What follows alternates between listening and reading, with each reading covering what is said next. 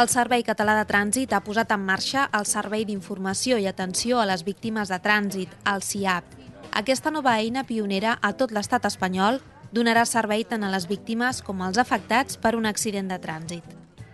El Servei d'Informació i Atenció a les Víctimes de Trànsit neix amb l'objectiu de donar suport amb aquest col·lectiu de víctimes i afectats perquè no es sentin sols amb aquest camí que comença arrel de l'accident de trànsit. El que volem és donar suport, assessorament, informació sobre quins tràmits s'han de realitzar, on poden trobar una ajuda.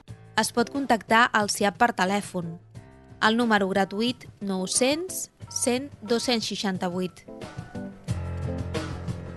Atenció a les víctimes de trànsit, bon dia, a l'Ateneu, en què el puc ajudar? L'horari és de dilluns a divendres, i de 9 a 14 hores i de 15 a 20 hores. El nostre psicòleg, que ella el podrà ajudar, no pensi.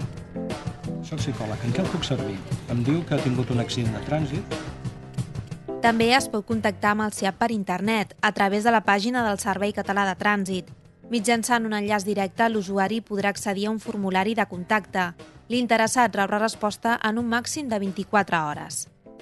El SIAP compta amb un equip format per 17 gestors telefònics, 4 psicòlegs i un educador social.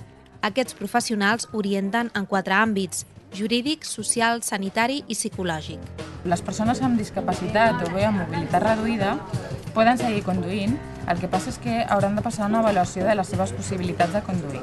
I això ho has de fer a la Prefectura Provincial de Trànsit. Si la víctima prefereix rebre aquest tipus d'assistència de manera presencial, també serà possible.